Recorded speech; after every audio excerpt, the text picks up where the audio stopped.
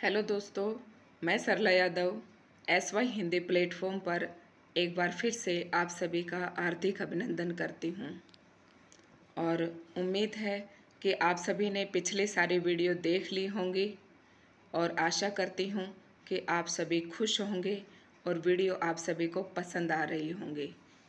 तो आज हम पढ़ेंगे जीवन परिचय, एक और जीवन परिचय कृष्णा सोपती जी का, जो कि इससे पहले हम एक जीवन परिचय पढ़ चुके हैं मुंशी प्रेमचंद जी का। वो आपने शायद देख लिया होगा, नहीं देखा है तो आप अपने हमारे YouTube चैनल पर जाकर देख सकते हैं।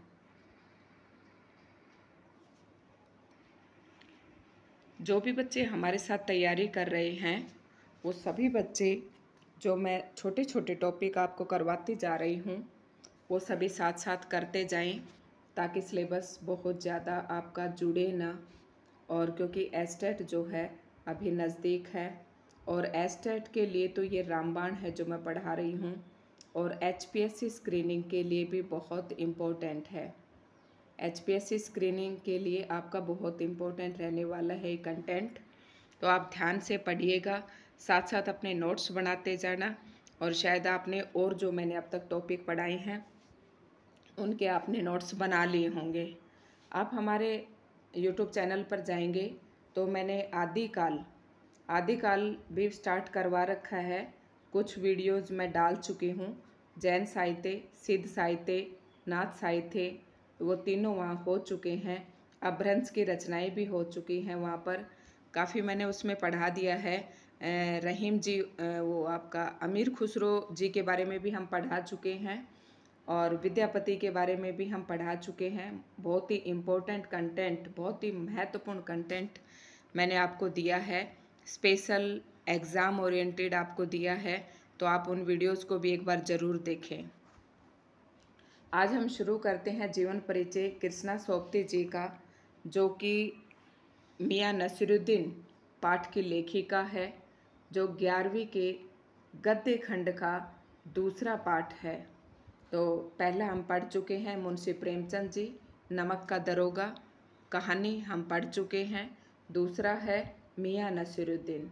अगर हिंदी की विधा की दृष्टि से हम देखें तो ये एक संस्मरण है। और जो प्रेमचंद जी का हमने करवाया था नमक का दरोगा, वो एक कहानी थी।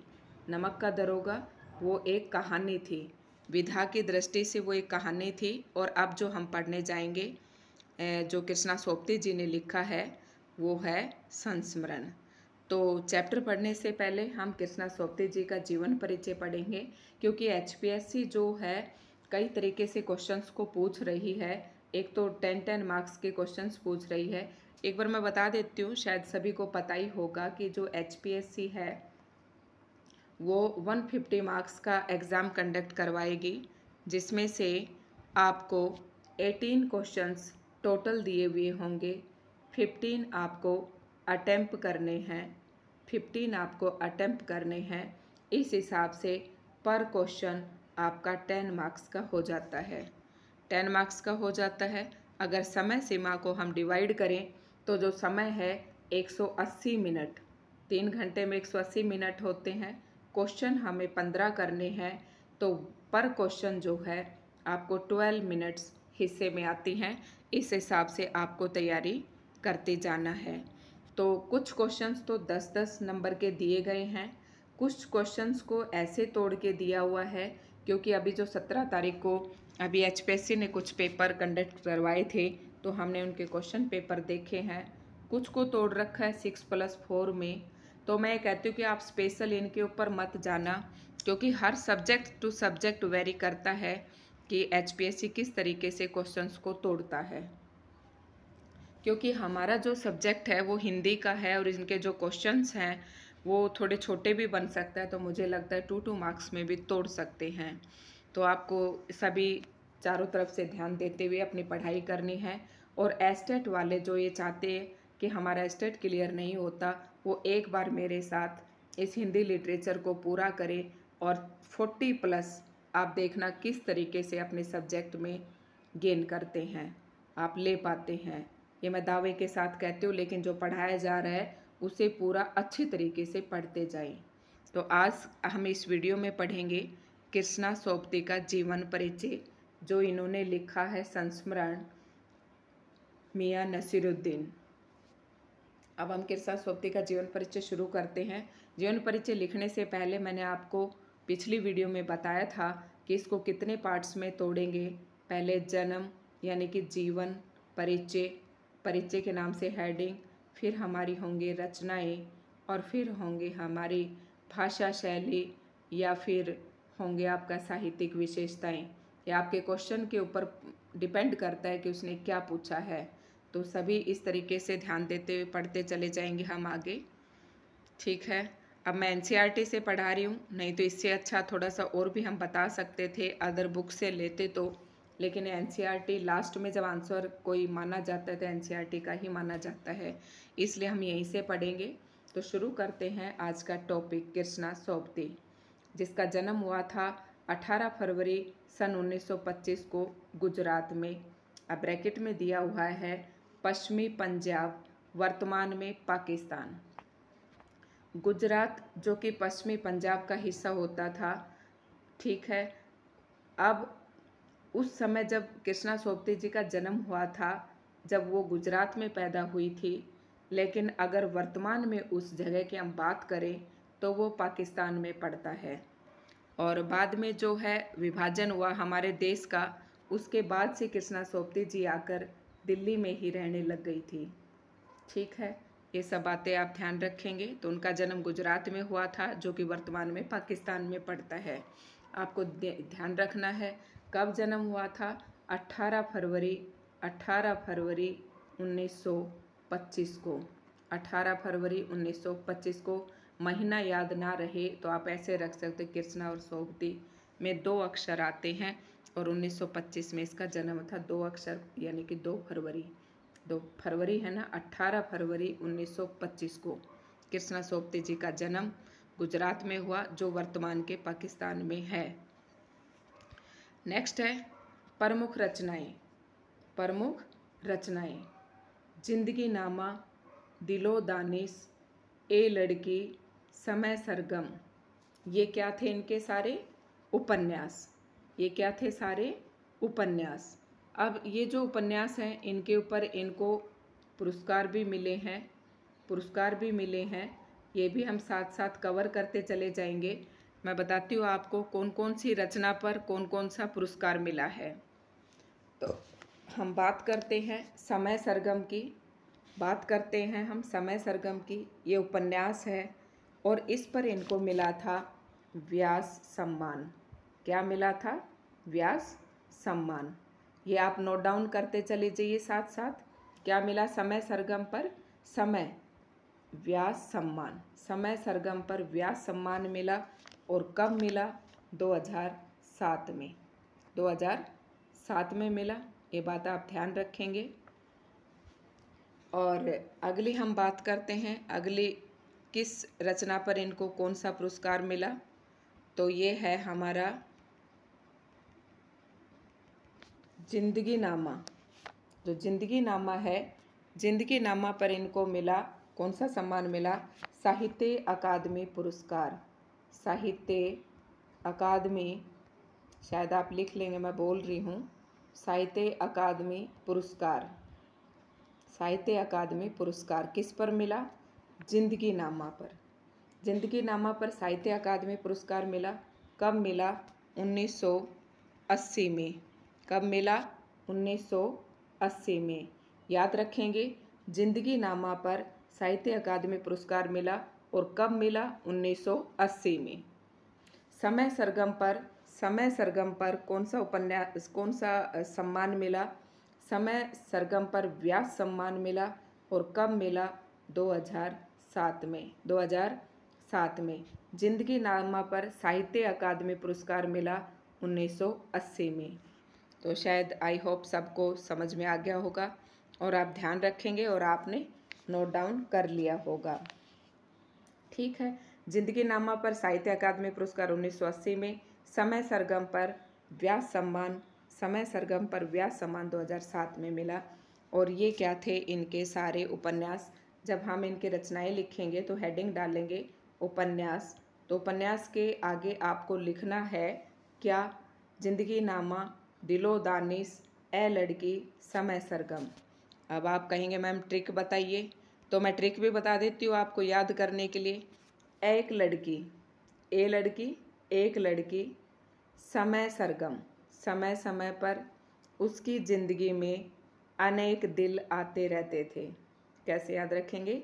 एक लड़की, समय समय पर उसकी ज़िंदगी में अनेक दिल आते रहते थे। दिल से दिलो दानिश, जिंदगी नामा, ए लड़की, समय सरगम। ठीक है। जिंदगी नामा पर साहित्य अकादमी पुरस्कार 1980 में और समय सरगम पर व्यास सम्मान 2007 में। शायद आपको समझ में आ गया होगा। नेक्स्ट है कहानी संग्रह। कहानी संग्रह कौन से हैं? अब मैंने संग्रह की बात बताई थी कि कहानी संग्रह है इनकी, और एक कहानी संग्रह में अनगिनत कहानियाँ होती हैं इनकी, बहुत सारी कहानियाँ होती हैं। तो डार से बिछड़ी, मित्रों मर जाने, बादलों के घेरे, सूरजमुखी अंधेरे के, कहानी संग्रह। तो कहानी संग्रह कौन कौन से हैं? कहानी संग्रह कौन कौन से हैं एक बार मैं रिपीट कर देती हूँ। अब ये इसकी भी आपको ट्रिक बताती हूँ। सूरजमुखी अंधेरे के, आपको पता है सूरजमुखी जब सूर्य का प्रकाश निकल जाता है तब खिलता है, लेकिन क्या है? सूरजमुखी अंधेरे के। ठीक है। और डार से बिछड़ी, मतलब सूरजमुखी जो है अंधेरे में अपने डाले से बिछुड़ गई। हे मित्रों बादलों के घेरे में, हे मित्रों बादलों के घेरे में सूरजमुखी डार से बिछुड़ गई। ये मैंने आपको एक ही लाइन में सारा बता दिया है। तो ये क्या है? हमारा कहानी संग्रह कि हे मित्रों, मित्रों मर जाने, मित्रों मर जाने, बादलों के घेरे में सूरजमुखी अंधेरे के डार से बिछड़ी।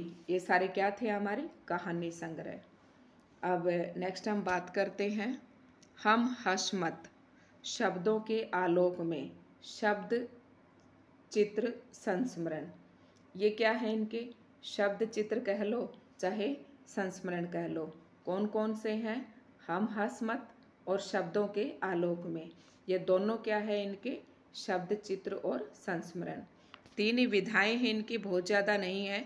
एक तो उपन्यास है, उपन्यास है। उपन्यास कौन कौन से हैं? उपन्यास कौन से हैं? जिंदगी नामा, समय सरगम, दिलो दानिश, ए लड़की। ये क्या है? इनके सारे उपन्यास हैं। कहानी संग्रह कौन कौन से हैं? सूरजमुखी अंधेरे के, डार से बिछड़ी, मित्रों मर जाने, बादलों के घेरे में। संस्मरण कौन कौन से हैं? हम हंस मत, बहुत इम्पोर्टेंट है, पीजीटीएस टेट में पूछा हुआ क्वेश्चन है। अगर आप पुराने पेपर उठाएंगे तो एक क्वेश्चन यहाँ से जरूर बनता है। इसका मोस्ट इम्पोर्टेंट है ये सारी रचनाएं, यहाँ से एक क्वेश्चन जरूर पूछा जाता है कृष्णा सोपती जी के में से। तो पीजीटीएस टेट में एक बार ये क्वेश्चन आया था, और कई बार आपको मैच करने के लिए भी दे देते हैं, इधर कभी इधर उनकी रचनाएं, तो उनमें भी इनमें से आता है क्वेश्चन जरूर। तो इनके संस्मरण थे। अब एक बात कृष्णा सोपती जी ने ऊपर कही है, ये इनके उस संस्मरण में ही कही गई है। संस्मरण में कही गई है, कौन सी बात कही गई है? समय ही वह रंग है जो अनेक अनेक रंगों में विभाजित होता है और पठन पाठन प्रक्रिया द्वारा फिर एक हो जाता है। मतलब समय ही वह रंग है जो अनेक अनेक रंगों में विभाजित हो जाता है और पठन पाठन प्रक्रिया द्वारा फिर एक हो जाता है। ये कौन से संस्मरण में या शब्दों के आलोक में, शब्द चित्र में कहा गया है। ये इसकी रचना भी आई थी शब्दों के आलोक में। जो संस्मरण और वो नीचे दिए गए थे ना, ये देखिए यहाँ ये दिए गए थे, ये रे, ये चीज़ यहाँ पर दी गई है। हम ये संस्मरण शब्दों के आलोक में वो बात कही गई है। तो ये ऐसे आपके स्क्रीनिंग जो टेस्ट है उनमें इस टाइप के क्वेश्चंस पूछ लेते हैं। ठीक है। नेक्स्ट पे हम आते हैं प्रमुख सम्मान। प्रमुख सम्मान इनको कौन कौन से मिले हैं इनकी बात हम कर लेते हैं। प्रमुख सम्मान की बात करते हैं।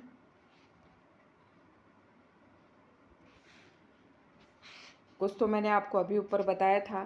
प्रमुख सम्मान, साहित्य अकादमी सम्मान, साहित्य अकादमी सम्मान किस पर मिला था? जिंदगी नामा पर। कब मिला था? 1980 में।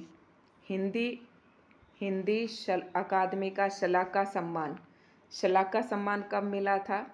इसको 2000 से 2001 वाला, ये 2001 वाला ये सम्मान मिला इनको। साहित्य अकादमी पुरस्कार जिंदगी नामा पर 1980 में। हिंदी अकादमी का शलाका सम्मान भी मिला इनको। साहित्य अकादमी की 72 सदस्य सहित अनेक राष्ट्रीय पुरस्कार। और ये मैंने आपको पहले बता ही दिया था कि साहित्य अकादमी पुरस्कार किस पर मिला था? जिंदगी नामा पर। समय सरगम पर व्यास सम्मान मिला था। तो मतलब आप ये भी ऐड कर सकते हो, यहाँ प्रमुख सम्मान में व्यास सम्मान नहीं दिया हुआ है तो आप वो भी ऐड कर सकते हो जो मैंने आपको अभी ऊपर बताया था। तो इस तरह से ये कुछ प्रमुख सम्मान हैं जो कृष्णा सोपते जी को मिले। और 25 जनवरी 2019 को इनकी मृत्यु हो गई और दिल्ली में ही हुई थी। तो देखिए अभी एक्सपायर हुई है, कोई बहुत ज़्यादा दिन इनकी मृत्यु को नहीं हुए हैं, 25 जनवरी। और इनका जन्म कब हुआ था फिर से देख लेते हैं। 18 फरवरी। जनवरी में मर गई, जनवरी में इनकी मृत्यु हुई। अरे याद रहेगा 26 जनवरी से एक दिन पहले, 26 जनवरी से एक दिन पहले इनकी मृत्यु हुई थी 2019 में। और जन्म हुआ था 18 फरवरी 1925 को। तो अब हम आगे चलते हैं कृष्णा सोपते जी के बारे में आगे पढ़ते हुए। देखिए हिंदी कथा साहित्य में कृष्णा सोपते की विशिष्ट पहचान है। हिंदी कथा साहित्य में कृष्णा सोपते की, ये भी एक कथाकार है। पीछे हमने मुंशी प्रेमचंद जी पढ़ा, वो भी एक कथाकार थे, ठीक है, और ये भी एक कथाकार है। कृष्णा सोपते की विशिष्ट है, ये विशिष्ट नहीं है, ठह नहीं है।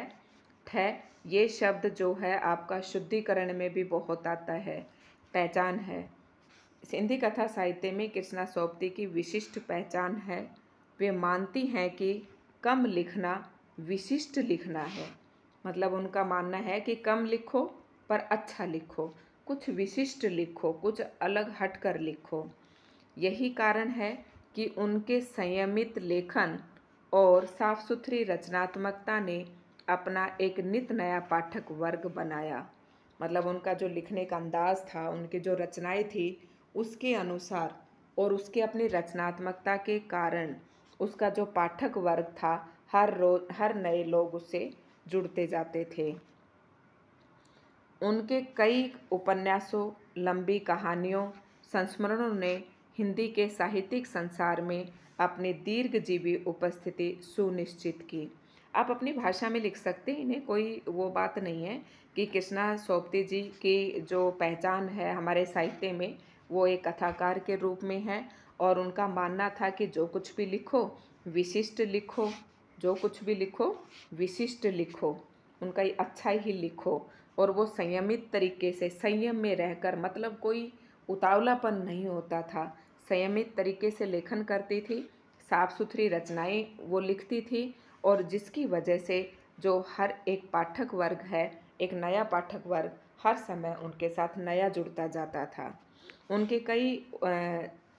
उनके कई उपन्यासों, लंबी कहानियों और संस्मरणों ने हिंदी के साहित्यिक संसार में अपनी दीर्घजीवी उपस्थिति सुनिश्चित की।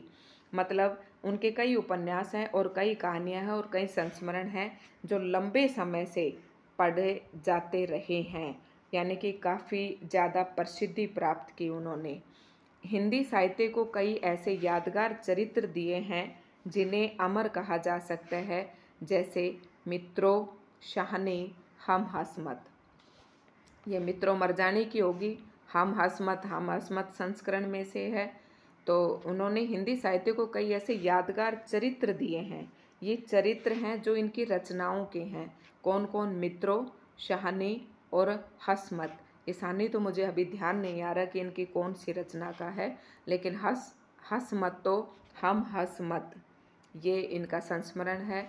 और मित्रों मरजानी आपको अभी पीछे बताया था, ये भी इनकी रचना है ना, कहानी है एक, ठीक है।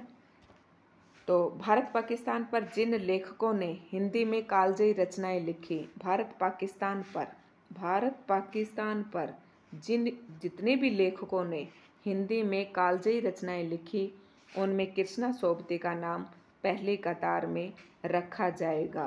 कालजयी, जिसने काल पर भी विजय पा ली, कालजयी रचनाएं लिखी, उनमें कृष्णा सोबती का नाम पहली कतार में रखा जाएगा।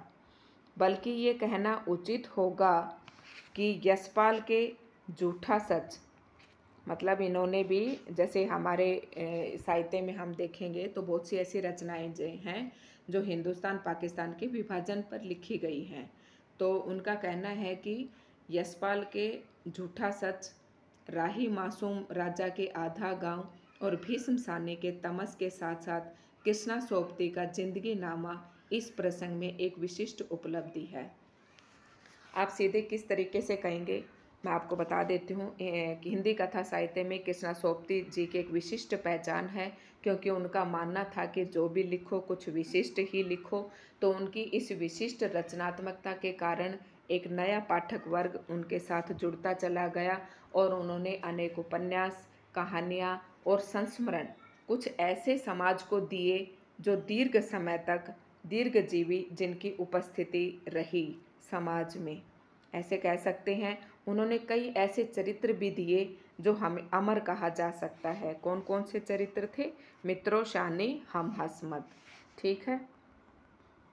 अब क्या है कि जैसे कि वो यशपाल जी ने झूठा सच लिखा, किस पर झूठा सच किस पर आधारित है? भारत पाक विभाजन पर। आधा गांव किसका है? राही मासूम राजा का। तो ये भी उपन्यास है, ये भी उपन्यास है। और भीष्म सानी का तमस, ये भी उपन्यास है। और ये तीनों ही किसके ऊपर रचित हैं? इनके जो कथा वस्तु है वो सारी किस पर है? भारत पाक विभाजन पर।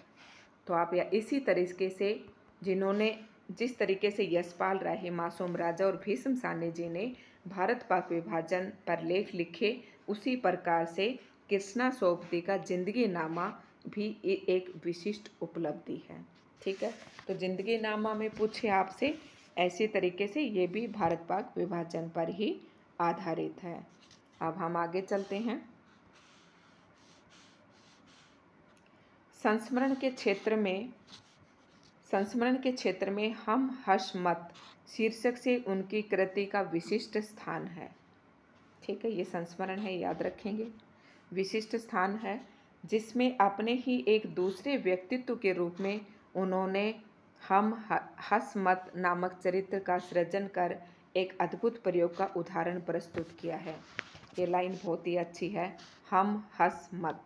देखिए, जिसमें अपने ही एक दूसरे व्यक्तित्व, मतलब कृष्णा सोबती जी ने एक ऐसा चरित्र लिया है जो उसके अपने जैसे चरित्र के जैसा ही है। उन्होंने हसमत नामक चरित्र का सृजन कर, मतलब जो हम हसमत संस्मरण में जो हसमत नामक जो चरित्र है वो दोहरे व्यक्तित्व को दर्शा रहे हैं। ये लाइन आपको मैं दोबारा से बता देती हूँ, जिसमें अपने ही एक दूसरे व्यक्तित्व के रूप में उन्होंने हसमत नामक चरित्र का सृजन कर एक अद्भुत प्रयोग का उदाहरण प्रस्तुत किया है। कृष्णा जी के भाषिक प्रयोग में भी विविधता है। अब जब इसके भाषा शैली पूछेंगे तो आप बताओगे कि जो कृष्णा जी की भाषा शैली है वो कैसी है? विविध प्रयोग हैं। उन्होंने हिंदी की कथा भाषा को एक विलक्षण ताजगी दी। संस्कृत निष्ठ तत्समता, उर्दू का बांकपन, पंजाबी की जिंदा दिली, ये सब एक साथ उनकी रचनाओं में मौजूद हैं। तो ये सब किसके उदाहरण हैं? ये सब किस में लिखेंगे हम? उनकी भाषा शैली में। ये जो पैराग्राफ है आपका यहाँ से यहाँ तक, ये उनकी भाषा शैली की विशेषताएं हैं। ठीक है। नेक्स्ट है मियां नसीरुद्दीन, जो शब्द चित्र है हम हसमत नामक संग्रह से लिया गया है। ये बहुत इम्पोर्टेंट है, यहाँ एक बहुत इम्पोर्टेंट क्वेश्चन बन जाता है स्टेट के लिए, पीजीटी हो चाहे टीजीटी हो, कि जो मियां नसीरुद्दीन है शब्द चित्र खींचा है इसने, कि मियां नसीरुद्दीन के बारे में बता रखा है उसकी दाढ़ी कैसी थी, उसका हाव भाव, उसका जो चेहरा देखने पर कैसा था। तो उसका शब्द चित्र खींच रखा है। और ये जो पाठ है उसका शब्द चित्र, ये किसमें संकलित है? हम हसमत नामक संग्रह से लिया गया है। इसमें खानदानी नानबाई मियाँ नसीरुद्दीन के व्यक्तित्व, रुचियों और स्वभाव का शब्द चित्र खींचा गया है। इसमें क्या दिखाया गया है? मियाँ नसीरुद्दीन का व्यक्तित्व, उसकी रुचियाँ, उसका स्वभाव का शब्द चित्र खींचा गया है। उसकी रुचियाँ, व्यक्तित्व और उसका स्वभाव। मियाँ नसीरुद्दीन अपने मसीहाई अंदाज से रोटी पकाने की कला और उसमें अपने खानदानी महारत को बताते हैं। वे ऐसे इंसान का भी प्रतिनिधित्व करते हैं जो अपने पेशे को कला का दर्जा देते हैं, अपने पेशे को कला का दर्जा देते हैं और करके सीखने को असली हुनर मानते हैं। तो ये था कृष्णा सोबती जी का जीवन परिचय। आई होप सबको समझ में आ गया होगा। तो एक बार फिर से हम नज़र डाल लेते हैं कि उनका जन्म कब हुआ था। कौन बताएगा? जन्म कब हुआ था? 18 फरवरी बताया था मैंने 1925। जन्म कब हुआ था? 18 फरवरी 1925। कहाँ हुआ था? उस समय गुजरात में हुआ था, लेकिन वो जगह अब कहाँ पड़ती है? पाकिस्तान में पड़ती है। मृत्यु कब हुई? मैंने बताया था फरवरी में जन्म लिया था, तो मृत्यु होती है 25 जनवरी को। और कब होती है? 25 जनवरी 2019। कोविड 2019 के लास्ट में आया था कि शुरू में ही चली गई थी। तो इनका मृत्यु हुई थी 25 जनवरी 2019 में। प्रमुख रचनाएं कौन कौन सी हैं? उपन्यास है, कहानी है। उपन्यास कौन कौन से हैं इनके?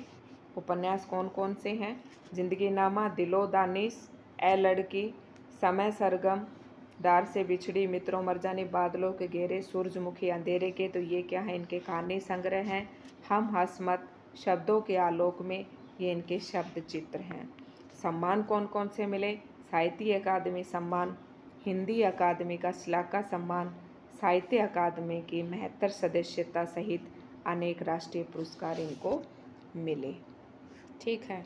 और इनकी जो भाषा शैली की अगर हम बात करें तो मैंने आपको बताया था जिंदगीनामा किस पर आधारित है? भारत पाक विभाजन पर। और इनकी अगर भाषा शैली की बात करें तो ये सारी बातें कृष्णा जी के जो भाषिक प्रयोग में विविधता है, मतलब अनेक भाषाओं के शब्द इन्होंने लिए हैं। उन्होंने हिंदी की कथा भाषा को एक विलक्षण ताजगी दी। संस्कृत ने तत्समता, उर्दू का बांकपन, पंजाबी की जिंदा दिली, ये सब एक साथ उनकी रचनाओं में मौजूद हैं। तो आशा करती हूँ कि आप सभी को ये समझ में आ गया होगा और आपने पीछे वाले भी पढ़ लिए होंगे। एक मुंशी प्रेमचंद जी का हम करवा चुके हैं। उसके बाद अगला हम नेक्स्ट वीडियो में पढ़ेंगे। जो हमारा अगला जो जीवन परिचय होगा वो होगा हमारा, बता देती हूँ मैं आपको, वो सत्यजीत राय। और ये मुझे कोई ज़्यादा खास इम्पोर्टेंट नहीं लग रहा है जीवन परिचय, लेकिन अभी तक जो 2 हमने किए हैं वो मोस्ट इम्पोर्टेंट हैं, प्रेमचंद जी का और कृष्णा सोबती जी का। ये दोनों इम्पोर्टेंट है दोस्तों, इन्हें रट लेना, कर लेना, कहीं पर भी काम आपके आ सकते हैं। धन्यवाद।